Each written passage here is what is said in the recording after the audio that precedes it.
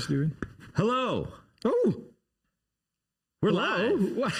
And we have a very serious podcast today. Today we're going to be talking about really serious things where I don't know how to do an intro like that. Especially when we're both prepping for Easter and Holy Week, and You have a blue glow today. You like that? How do I have that? Very ethereal. Yeah, there's right behind you, off camera. There's a little glowy thing. You just threw that in there. It looks like, if I can grab it in the right place, it looks like I've got a lightsaber. But yeah, I was using this for an interview earlier this week, and I decided to just keep it. You want the lightsaber? Oh! See if Alex falls out of his chair.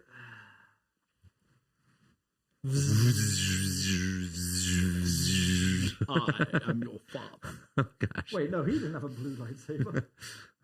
One of them did, didn't they? No, I mean Darth Vader didn't. But who was it that had blue? Luke. Luke. That was his father's lightsaber that he'd inherited, but then he had a green one later that he made himself. Okay. Because he lost the blue one in the Battle of Cloud City when his hand was chopped off and it dropped into the thing for all eternity. Interesting. Okay. I've only seen the movie, never read the books. Star Wars is that there aren't any books. It's original source material.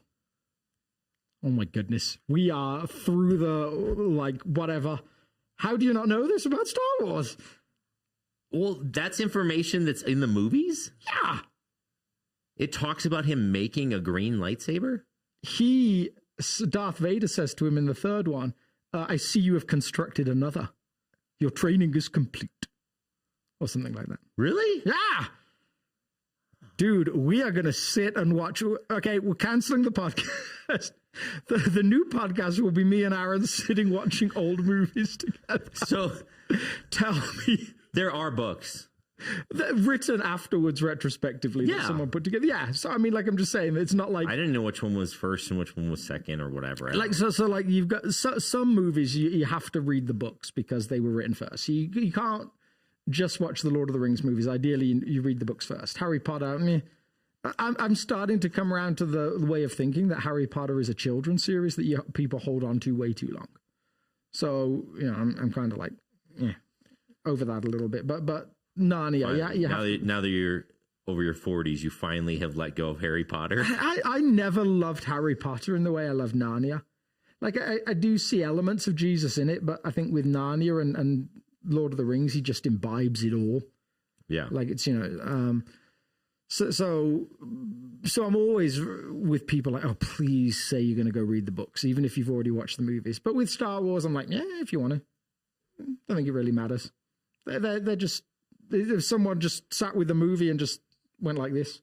So you're not really getting much different. Yeah.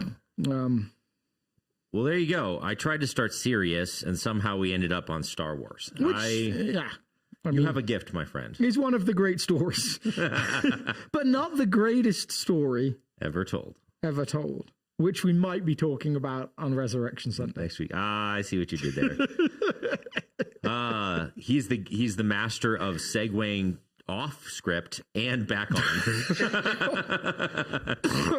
All right. Well, hello everyone. It's so good to see you all out there. We don't see you. I'm lying.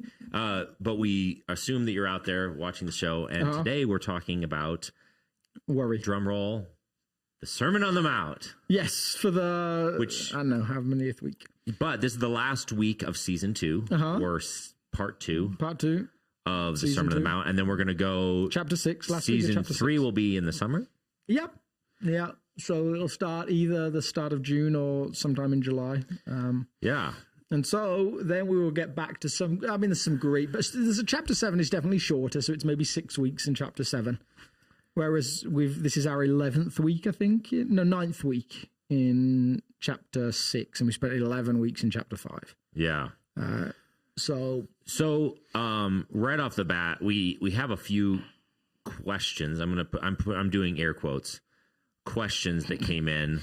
More commentary, but I feel like it's an appropriate call out because you may have seen this in Alex's sermon on Sunday.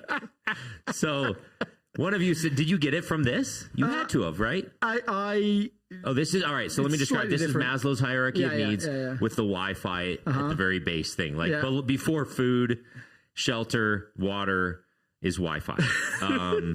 So thank you all. Which was very apt, given there was no Wi-Fi in the church when you preached that sermon. Which is where this came from. But then you jumped in on it and used this image on Sunday, which was fun. I did. I actually found a different image, but it was pretty similar. Yeah. Mine was red. And I think I'd seen it before, but I think I must have seen. I think I couldn't remember where I'd seen it. It was the problem. So there you go. We answered that question. Thank you for sending that. That was hysterical, especially given the fact that I preached without Wi-Fi that week prior. I don't know how I missed it last week. And then this is a question comment thing that I'm not sure I quite understood, but Pavlov's dog asks, have we been conditioned to salivate for money? Ooh, and there's an article about this. Huh. And so I'm not going to read the article right now. Well, I briefly mentioned Pavlov's dog, was it a couple of weeks ago? Yeah. And that, it seems very pertinent for us in terms of how we react to food, but potentially also for money as well. I could totally see that. I mean, I think there's something attractive to us about the possibility that we might gain wealth. Like if you start thinking about a lottery win or something, most people can go a decent chunk of time imagining what they would do with surprisingly perpetual wealth. Yeah. So I mean, I think that person's probably onto something. I think whether what exactly it is that's. I think my question about whether it's similar to Pavlov's dog, I think there is a similarity with possessions and advertising in Pavlov's dog. Yeah. I don't know whether there's enough. I don't think actually there's enough people out there that genuinely want you to be rich, that they're sending messages saying, get rich, get rich, get rich, get rich. But stuff, I think that's definitely true. And there's a whole bunch of science into like how sex has worked within advertising. It's supposed to show enough of different body images, but not everything, to give you a sense of like, oh, there's more to get out of that. There's the way that advertising works around like the latest tennis shoes and another the one I loved not long ago was did I don't know if they did it over here because this was in England. There was a beer brand called Dos Equis that did the whole like the most interesting man in the world. Oh yeah. Was that over here? Yeah. And it was always like, he is the most popular person at every party, and it go through all these different things. And actually somewhere the message it gave you was, if you drink Dos Equis, you'll be like the most interesting man in the world. Yeah. Which is nonsense. And it's the same message that says like, that's nonsense. Yeah, sorry. Daddy. Does anyone want to buy some Dos Equis? No, I'm just joking. I've never actually tried it. Got a garage full of it. Yeah. I've been drinking this and nothing but this. I've been less and less interesting every day. And it's the same message that, that really probably, I mean, Air Jordans are probably the first effort at it, or the most notable effort at it. Like it's the first time an athlete is so distinctly attached to a brand of shoe that you're like, oh my goodness, if I wear Jordans, I might start playing basketball like Jordan. I saw a late night interview with Michael Jordan where he's like unveiling his Air Jordans, and they made fun of them on the show. That's incredible, isn't it? And then he was like, this isn't the final design. It was like very awkward. Oh man. Very awkward. But now look at them. Now they're probably, that first series is probably worth millions of dollars. Well, they are. Actually, a couple of my friends had the first Air Jordans. I was right in that age range, and if they kept them, man, I bet they're worth tons. So I think that's what we're implicitly trained to do. We're like, oh yeah, that will give me that. That will give me that. That will give me that. Yeah, and again, back to the Maslow's hierarchy of needs, is because we're wired to try and provide for these various different basic needs, and then advertisers just basically promise that if you buy my product, then XYZ need will be met. whether it's self-actualization or safety or fame or reputation or whatever. All of those different desires that we have as human beings are on Maslow's hierarchy of needs. Advertiser just has to define which one are we going to pretend like this thing's going to help. But it's not as simple as that, is it? Because, I mean, Maslow's now a little bit outdated. I mean, he was the 70s, so like there's lots happened since then. So I think he's right to a degree that there are natural needs that are present there. But then there's also a creation of needs that aren't real needs, that are outside of his perspective. A little bit, I think. I don't know, because if you look at the list, we're going to pull up our cheeky version since that's the one I have quickly accessible. But like, I think it covers all of the actual needs. So you have physical needs, that's survival. Then you have safety and security. Then you have social needs. What product doesn't try and engage one of these things? Well, it does, but it also fakes what fills the need. So it like, you can actually never buy a product from anybody and fulfill all of the needs on there. Exactly. Yeah. But what I'm saying is that they claim if you buy our product, you're going to fulfill XYZ need, which then draws on a deeper, almost the lizard brain, the back part of your brain that like is saying safety, security, self-actualization, all this stuff that we're like wired as physiologically even to think like. That's what they're trying to tap into. Yeah. So it plays on a dissatisfaction of where you actually are on that hierarchy. Yeah. And so the lie is whether that product could actually meet that need. Yeah. And maybe there's some products that that have some ability to meet that need. But they're all trying to appeal to that baser instinct within yourself to try and meet these needs. And they're just lying to you most of the time that thing is Were you a possible. fan of the TV show Mad Men? I never watched it. Okay, so it's like it's basically the Madison Avenue guys of the I think it starts in the 50s maybe. But like just how they go about selling and stuff, and it's just intriguing to watch. Like there's just so much to it. And really, like you could argue that I think Shane Hips, the author, once said, before he became a pastor, he said, I still sold salvation. I just sold it for $150,000 and it came in the form of a Porsche. Like, so, I mean, just like there's an awareness that that's actually what you're doing for people or like pretending you're doing. You're like, oh, this will give you everything that you want. Yeah. So I think back to the passage, both between 2 weeks ago and last Sunday where you preached, this whole section is not anti-meeting needs. It's just offering a different means to meet those needs, which is the king and the kingdom and all these sorts of things. Yeah. And that somewhere, though these needs remain true as a human being, there's an element to the kingdom that can lead you to a point where if you don't get all of those things, you can actually say, okay, I'm okay with that. This kingdom is different to that. But I think the kingdom offers 100% of them every time. I think it. Maybe not in this life. We should get to that. I don't know if I agree. Maybe not in this life. That's the thing, right? Like, yeah. But see, I don't. Again, and maybe this is just how I'm wired. Okay, so if this life is a hot mess, I just feel like, duh. Yeah, I think we're saying the same thing. But the kingdom, the eternal kingdom, will offer every one of these needs in spades. Oh, agreed. Yeah. Yeah. Yeah. So I think it allows you to, in this life, experience a leveling of the hierarchy, a complete failure of the hierarchy, and still say, I'm okay. Yeah. Yeah, which is why Paul can say, I've learned to have plenty, I've learned to have little, all of this stuff. Paul can be sound so smug at times. I don't think he means to. And I'm not saying he is, but it just like... I think he's telling the truth. He's just like... No, he isn't. No, but he's like, he sounds so good. Do you never get that from him? I'm like I've learned to be content with nothing. I'm like, okay, some of us haven't learned that yet.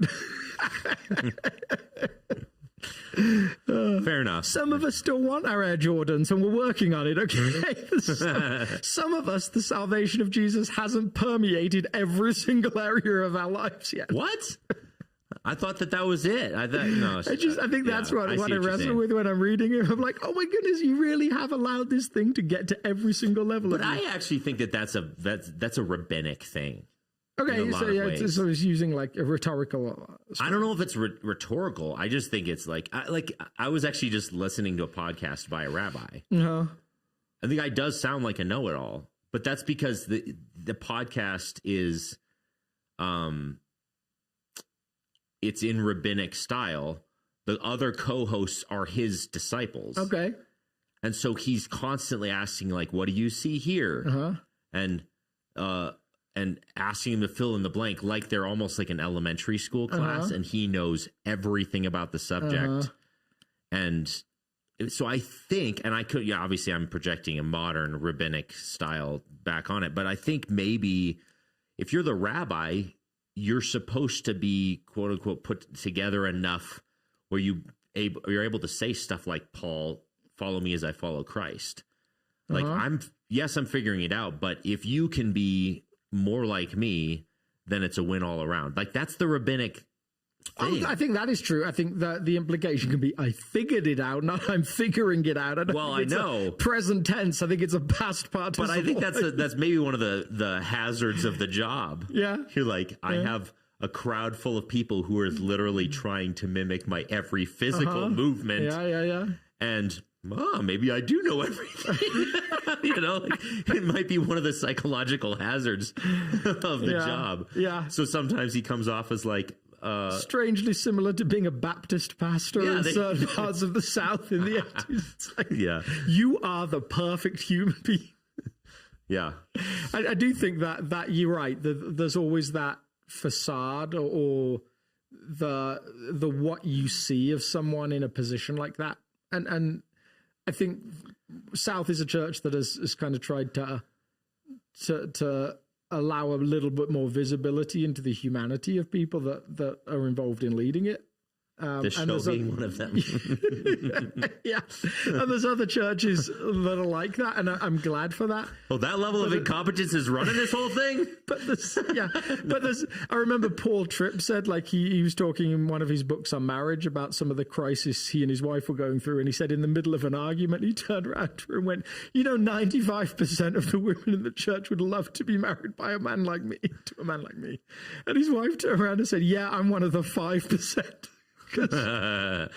She saw him as he really was. Yeah. So I think, I think you're probably right. There is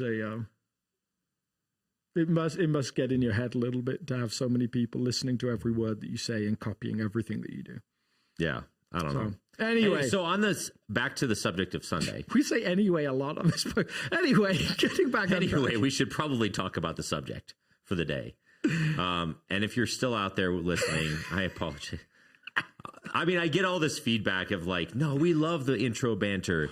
You guys could just cut to the chase. And then, no, we love the intro banter. And now we're like torn. We don't know what to do. So, but we're just going to put hashtag Star Wars at the beginning. And hopefully we kept a few of the Star Wars nerds. That's right.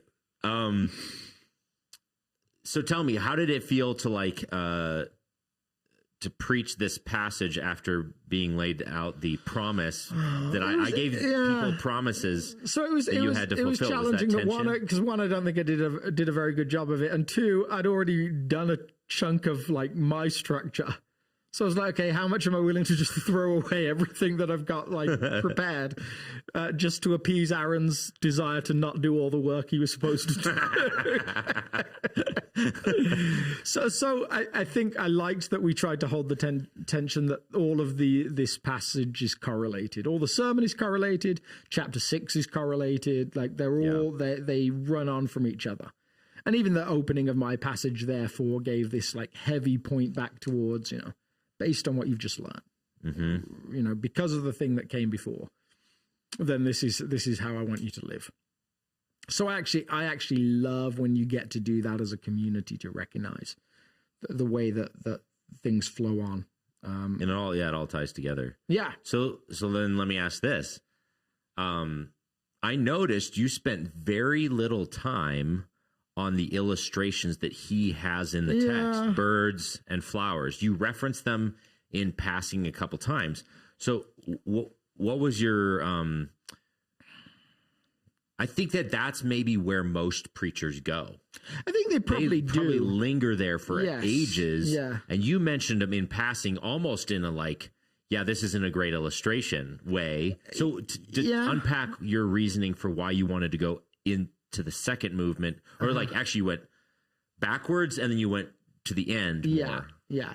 So I think I really wanted us to land on the fact that verse 33 seems to be the defining aspect to the whole of the chapter, and perhaps the central part of the whole of the sermon. Now there's other verses. The seek first the kingdom of God. There's other verses you could pitch. You talked about the start of the Lord's Prayer as being the two greatest verses ever written, and they are. But these two are tied deeply, right? Like there's the God, let your kingdom come, and let your will be done on earth as it is in heaven. Yeah.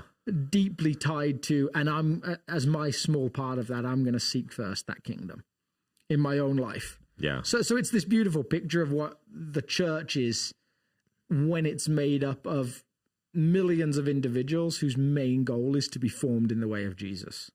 If we're genuinely saying, I'm going to seek first my kingdom, well, then of course we think about giving as a natural element of that, because we're no longer driven by possessions, and we can hold loosely the things we have and we can share them with those in need. Of course, we think about prayer as being this relational connection point with our Father. Of course, we think about fasting as something that drives change in an invisible world, even if it costs us something in this material world.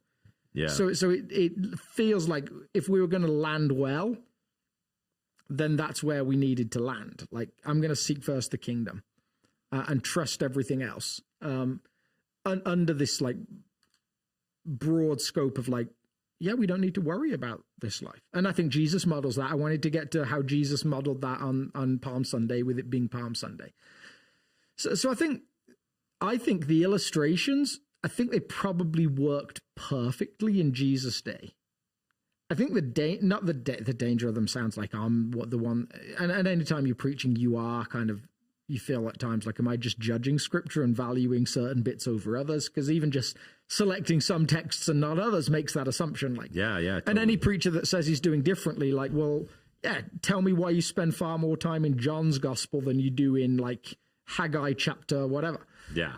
So we all make some of those judgments. You imagine a pastor who's literally divides it up and marks percentages and then actually preaches that way. We all intrinsically know that John 3:16 has more to say to a community than Matthew 21:17.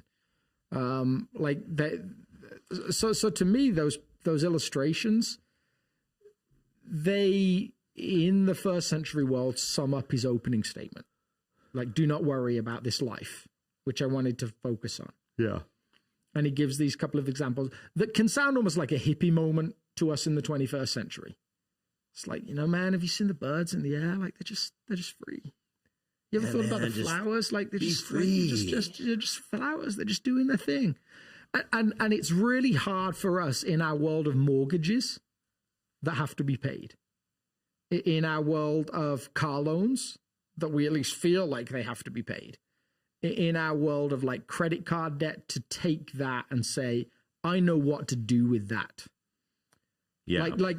Because I think our natural reaction is, oh yeah, it must be nice, but also I have to have a house. And in the 21st century, it's pretty hard to own a house without a mortgage. Yeah. I got up this morning at 4 a.m. and I went out and got bird seed. Yeah. And it's still not helping the mortgage situation. It totally hasn't. I found 7 worms and my mortgage is not paid. Yeah. So I think we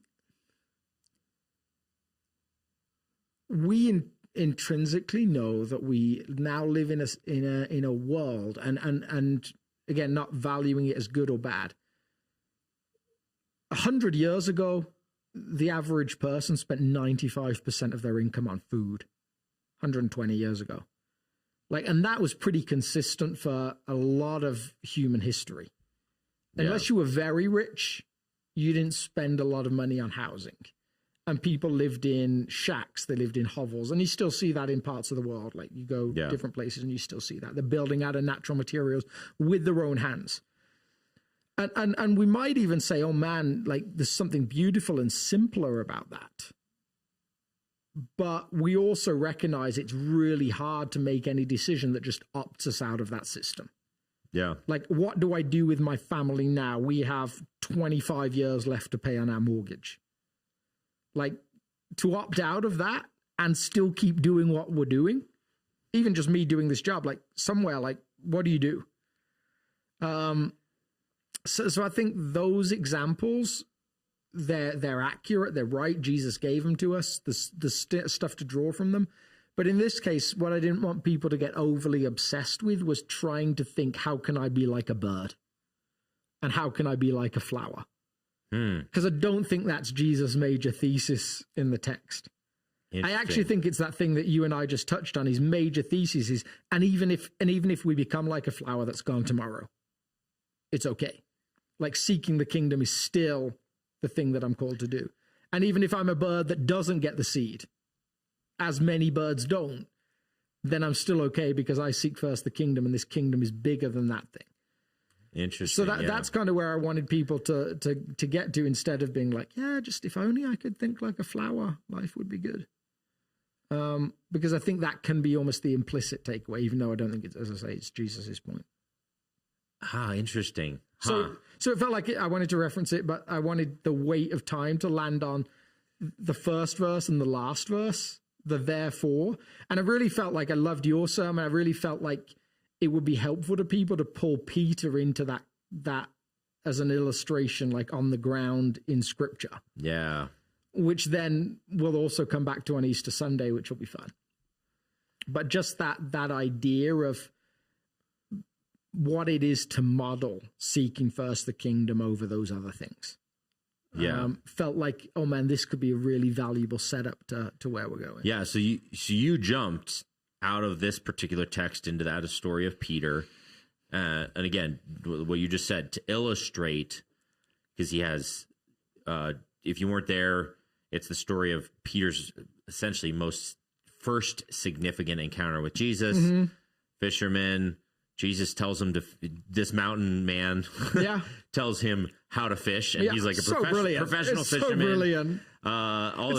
It's like a guy who's never seen a building coming down and saying, "Hey, build it like this." Yeah, you should definitely build it this way. There's so many extrapolations. Yeah, and so it's kind of this comical moment, but then they catch what you referred to as like the equivalent of the lottery.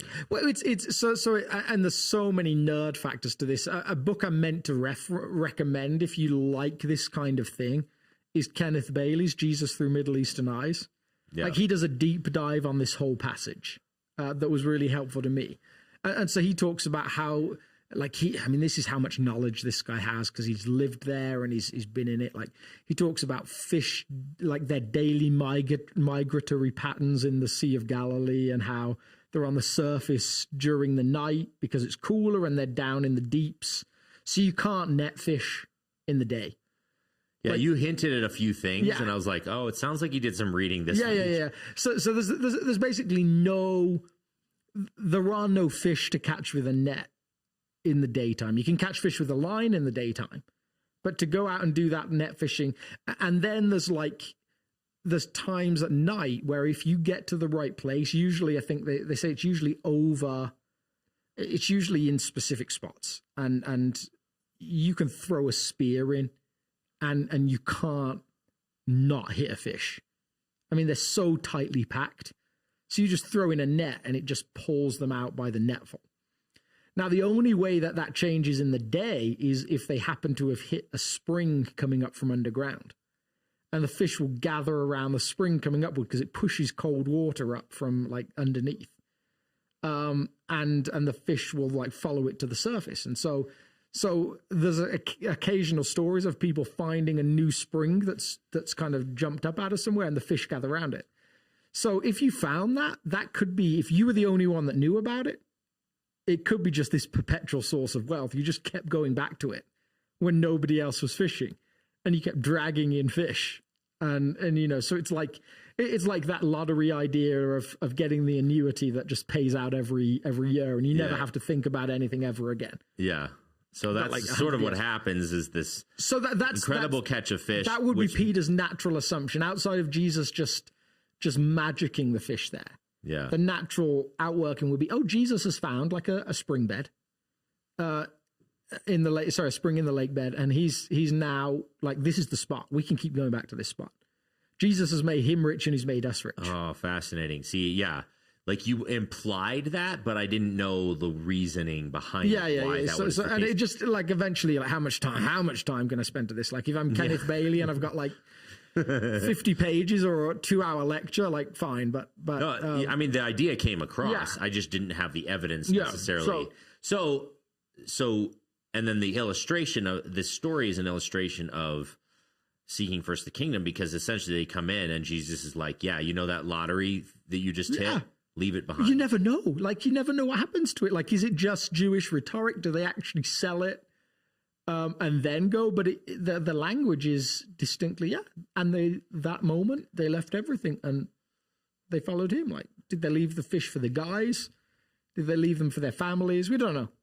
But Jesus has this source of perpetual wealth. And I think that's just the language that I loved. Like, Peter actually sees a religious leader that has chosen God over mammon.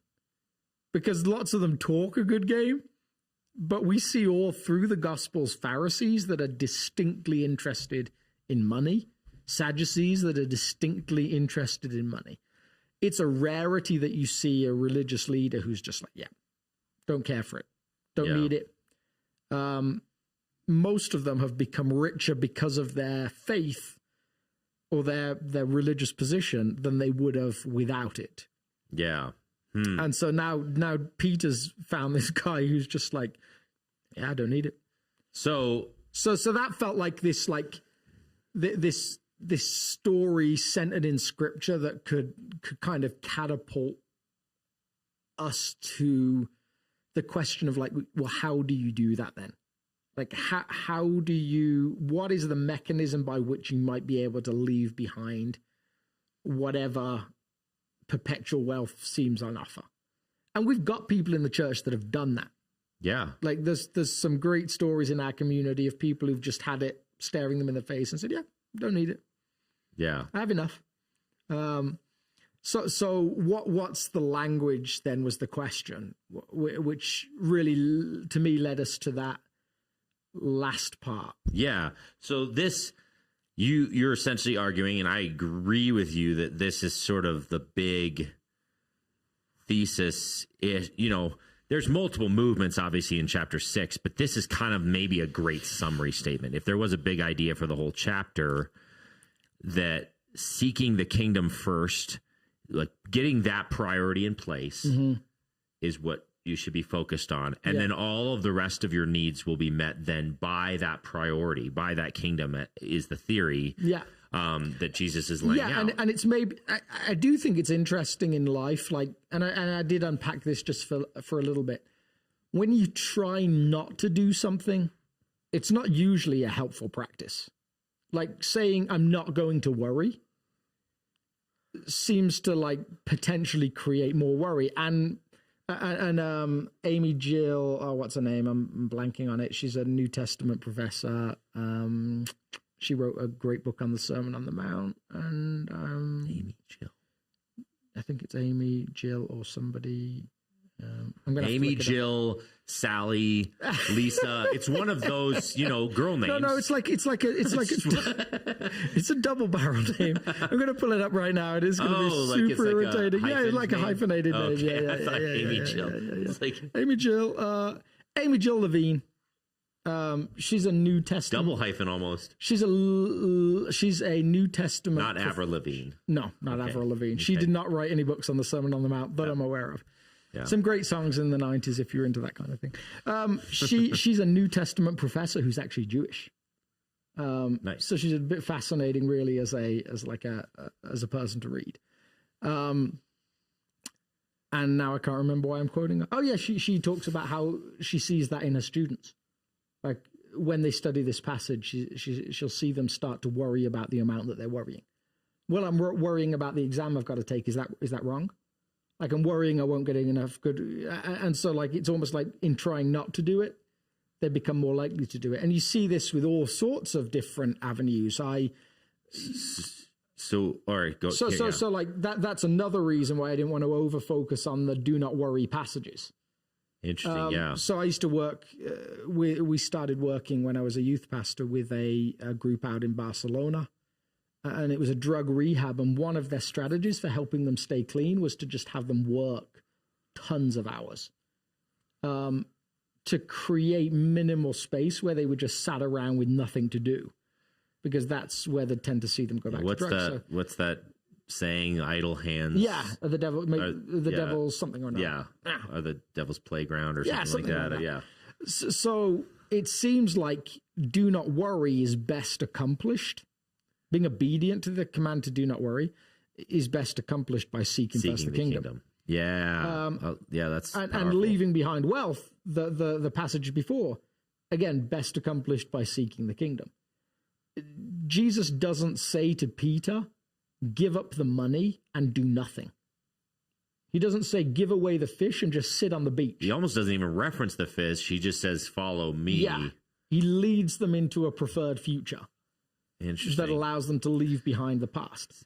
Yeah, there you go. There's a powerful spiritual practice to, like, and I think that that's true. A lot of the times if you're obsessing about trying to eliminate a sin in your life or a habit or a whatever, maybe filling that space with something positive is actually a better strategy than obsessing about that. A guy that used to come preach at our church when I was little, he used to reference this story, and I've always wanted to know, like, I've kind of wanted to know if it's real, but also it's too good a story to really do much investigative work. But he used to tell this story about a friend of his who was a zoologist who asked him to come look at a snake that they had at the zoo. And whether it's hypnosis, it's probably not. It's probably just something else. But they were feeding this snake, and this snake just lay in the corner, and they put a bird alive into the snake's terrarium. And the snake didn't move. It just fixed its eyes on this bird and just stayed deadly still. And the bird can easily stay away from the snake. There's no problem. But after a while, the snake kind of like the bird hopped down off the little branch it was on and hopped down onto the ground, just started pecking around, and slowly it like hopped closer and closer to the snake until it got to a point where it was right next to it, and the snake just gobbled it up. And he used it as this metaphor for what happens when your way of avoiding sin is to try really hard to avoid doing it and put all your energy into that. And by extension, when your strategy to avoid worry is to not worry, when your strategy to avoid being addicted to wealth is to think loads about being addicted to wealth, it actually doesn't work. Yeah. And so it seems like if you can but seek first the kingdom of God and his righteousness and the beauty in that and the glory it brings to your Father when you live that way, you're far more able to live the life Jesus calls you to live than you are when you try really hard not to do bad things. Which is actually, I mean, maybe to redeem the illustrations Jesus uses, which is actually, I think, the actual emphasis that he wants to place on those two illustrations is less about the psychological state of flowers and birds. Yeah. It's actually about the abundance of the kingdom of God. Yes. Yeah. So, that it's the emphasis of those two illustrations of birds finding food. Like, they wake up, they don't clock into anything. There's just food laying on the ground everywhere. Yeah. All around them, they have this plethora of options for them to eat. And then flowers, they don't do anything. They just take root. Yeah. And water shows up for them occasionally. And nutrients comes in through this.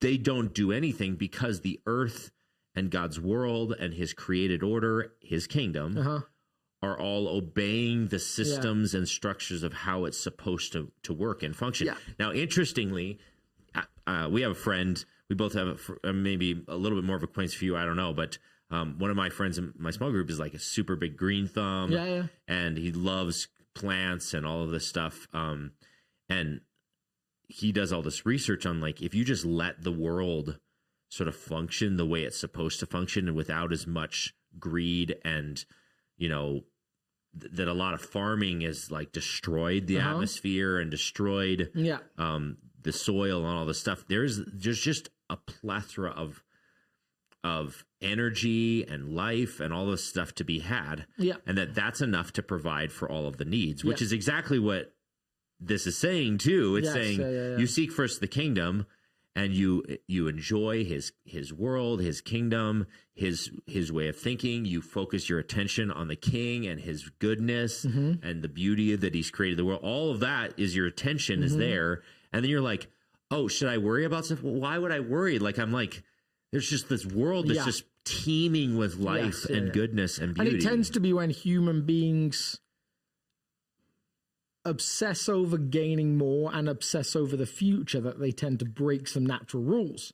Yeah. So like even the world's a hot mess because of greed. Yeah. Well, you think about things like crop rotations and stuff and giving fields fallow years. Well, we break that rule because we want crops from our fields every single year. Whereas children of Israel knew, lots of people have known over history, no, actually fields need time to recover too. You can't grow the same thing in every year and continue to produce healthy crops and good results.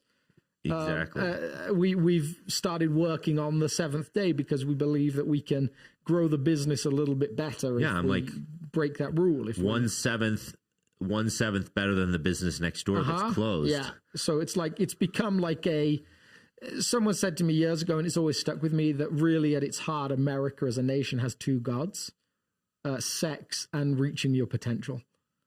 And so the implication of reaching your potential is you break all the rules and you set no boundaries to practice the extra day, and to work towards the business the extra day and to grow the extra year of crop. Yeah.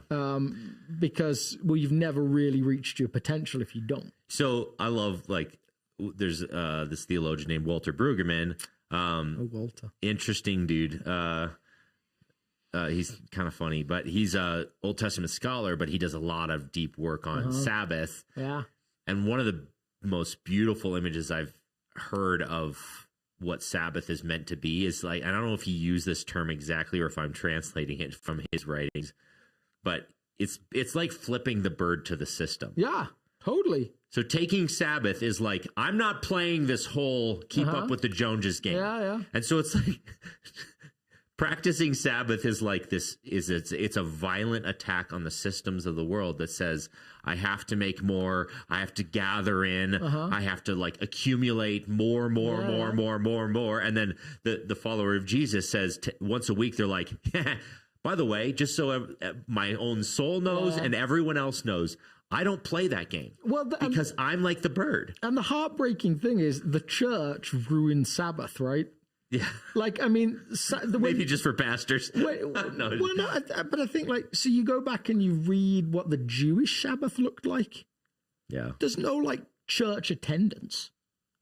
There's no, there's no things you have to do. It's rest. It's like time with family. It's as you say, opting out of the need to make everything the best it can possibly be. It's don't work on the house today. It's like I mean, it's like, it's so beautiful when you think about it. And we turned it into dress up in the most uncomfortable clothes you can find, go to church multiple times, even when you're 7 and that's boring as you like sit there and don't have fun afterwards while we enjoy a meal together. Like it just, the implication for a whole generation of people, probably before our generation, was, be miserable on the Sabbath. That will make God happy. And worship was included in the Sabbath, but in this beautifully informal family way. It wasn't going to a church building. So we kind of killed the thing with Sabbath. Like, no, but most people have no clue how good it is. Yeah, which is why, like, I've said this a dozen times, maybe even on the show, which is why disc golf feels like the actual Sabbath for me. Yeah. Because it's the least productive thing I do. I'm that awesome at disc golf. I'm sorry. Yeah. I'm literally accomplishing nothing. Yeah. I'm usually not making shots. Yeah. I'm usually not improving my score. It's actually getting worse and worse every year. Yeah. So I'm not winning any awards. The world is spinning without me. I'm out there wasting time being in creation, and it feels deeply Sabbath because of all of those things. It's like flipping the bird to the system. Yeah, sticking it to the man. Yeah, absolutely. Yeah, and I think it. So we miss all of that element of it. We've forgotten just how beautiful it is to not achieve things. Wayne Mueller has this beautiful book on Sabbath, and he pulls traditions from all over the place, but it's primarily Jewish and Christian, and like he just invites you in these beautiful ways to Sabbath. He'll say things like, when you get home, light a candle, alone or with friends, enjoy a meal together. Whatever didn't get done today will not get done now. Like, just let it go. Like, trust that, like in line with this, that trust that the God of the universe will provide. And then what he actually says as a like a push point to it is, he said, when you don't take Sabbath seriously, car accidents become your Sabbath. Sickness becomes your Sabbath. Like, somewhere God has a way of bringing you to rest. And I found that in that season. Yeah. My gallbladder blew up, and I had that. I just lay in that hospital bed, and it was like, nobody expects me to do anything right now. And this is amazing. I had forgotten what it felt like to not always be on. And needed, yeah. And needed. It's another reason why a good silent retreat is helpful, especially if it's like a guide or a retreat like at Sacred Heart, where your food is provided. You're like, I don't even need to prepare my own meals. Yeah, I am napping, and I am doing exactly what God wants me to be doing. Yeah, right now. My existence means nothing right now. Yeah, which sounds like maybe sort of morbid, but it's also such a gift to your soul, because you're as a human being, you aren't designed to carry the weight of the world on your shoulders. And every single day, all of us are running around pretending like we can. Yeah. And then if you tap out of that system for a little bit and you're like, I'm just meant to exist in God's world and feast upon his goodness, like the birds and like the flowers, you're like, what a gift. This is actually what my soul was made for, was to just partake in the God's goodness. And I think pastors are incredibly awful at this one, because like Sunday can't be a Sabbath to us in the way that we do church. So it's by nature going to feel like not a day of rest. And so there has to be a different day. When we do silent retreats, the temptation is to take books that will be useful for sermon series, or to read passages of scripture that we plan to teach on. So actually opting out of all of those things. Sometimes, like times where I've been to Sacred Heart, I'll just take a book that actually just seems fun for no other reason than I like to read it. It's usually got some spiritual element to it, but it's usually just designed to opt out of thinking about writing a sermon. Yeah. And I think that's actually just this beautiful gift. All right, so we have just a few minutes left. I have one question more, because we didn't get any other questions that came in for this week. But this passage, this seek first his kingdom and his righteousness, and all these things will be given to you as well. Is that a promise? Does that actually work? All the things, as in food, housing, shelters. Yeah. If I don't have everything that I feel like I need, am I not seeking the kingdom enough? So as I said before, my conviction is that Jesus' overall message in this is that if you don't get it in this life, there is a future promise of it.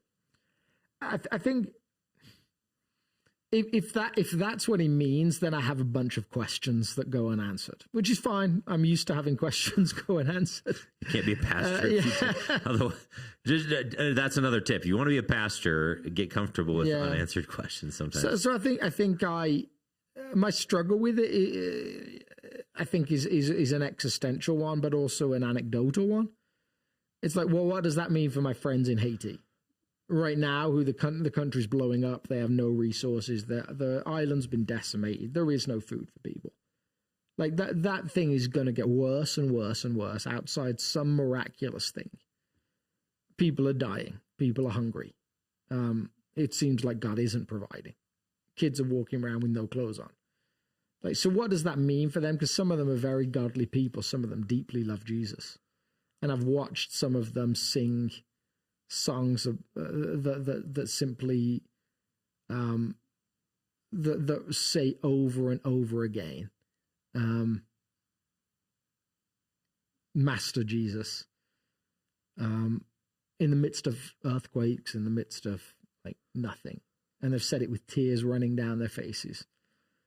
And so I think that's my question with it. Like, if it's just as simple as, if you're someone who prioritizes the kingdom, you'll have enough to eat.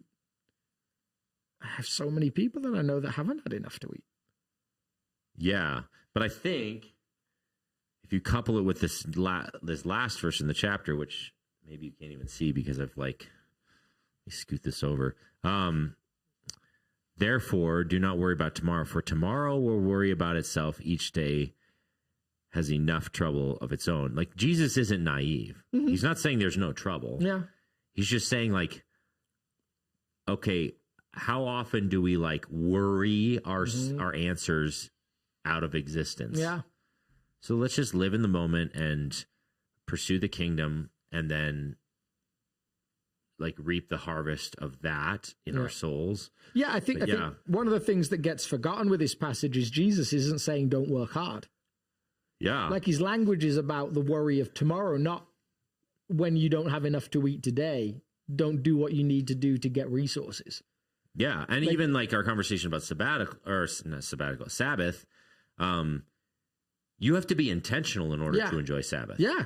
You have to do some prep work. If you're the type of person that can't rest in a messy house, then maybe the night before you do some meal prep planning. You might tidy up a little bit so that you can think a little bit. So it might take a little bit extra planning in order to truly enter into the rest. So it still work. Yeah. And they worked 6 days. We tend to work 5 unless we work all the time. So I think there's a whole bunch of elements going on there. I think you have to couple these couple of passages with the idea that we're told you don't have today promised you on this life. Like, we tend to assume tomorrow is guaranteed. And Jesus actually is really explicit on that. There's this famous story of the guy who's like, oh, I've got it all set aside for decades to come. There's always going to be enough to eat. Yeah. And he's like, yeah, but tonight your soul will be demanded of you. So I think that all of those things play into my reading of this. I think there's an element to which it has a direct application to his disciples. It's not that it doesn't matter to us, but he's leading a group into this moment where they're about to be sent out, and they will see that kind of provision. They will go with no food and no drink or extra clothing, and it'll be provided. Yeah. But I think your point is accurate. It's not just naivety. It recognizes that there's trouble. Yeah, and the text even says, your Father knows you need these things. It's not like he's ignorant. Yeah. But, wow. It messes with us because it's definitely counterintuitive to a lot of what culture and society and the world says we provide for these needs. My upbringing, you grew up in Africa. Like, my first memories of church were around us trying to provide food for the Romanian famine, where there's, just thousands of people starving to death. To just say, oh, yeah, those must all be ungodly people who aren't seeking first the kingdom of God, feels off to me. I just don't. So I feel like there's more for me to learn in this passage. Yeah. Which I like. Yeah. Anything else you wanted to share? No. It's Holy Week. It's Holy Week. We're hanging out with Peter this week. last Sunday, and then like spoiler alert, Good Friday, we're going to hang out with Peter a little bit, and then we might even talk a little bit about Peter and Easter. We're not saying anything else. No, well, I'm just saying. I will just say I just was rereading my favorite, like one of my favorite fun moments in Scripture. And I've referenced it multiple Easters. It wouldn't surprise me if I just referenced it again, because it always just makes me laugh every time I read it. It's the bit where in John's Gospel, they run to the tomb, and John's like, oh, by the way, I got there first. Like, it's so schoolboyish, but it's just like... Yeah, it definitely makes you wonder, like, Peter and John's relationship, either they're like bickering brothers... or they genuinely don't like each other. Like, it's got to be one of those two, because they're constantly, there's little subtle jabs all over the place. For all eternity. I mean, he's writing it like in church history theory, at least he's writing it like 60 years later. And one of the big takeaways he remembers was winning a foot race. Yeah. He may have gone on to lead the church, but I won the race. I want to think, this is my theory about it, I want to believe that they just did that all the time. They were always like picking on each other, and that John literally just leaves Easter eggs in his gospel just for Peter, who's probably dead at that point. To probably just jab him, you know. Peter's probably been dead for 20 years. Oh, it's man. still like. Still want to believe that. Still want to believe it. If you think Peter's slow now, he was slow when he was alive. It's just so weird. And John's the sweet, kind one. I know, yeah. I'm just, every time I read it, I actually just laugh out loud to myself. Yeah. All right. On that note, we're going to wrap it up. And I don't know how to end. Oh, yeah. I have to push a button here. I keep forgetting. Happy Holy Week. See you on Friday and Sunday. Yeah, bye.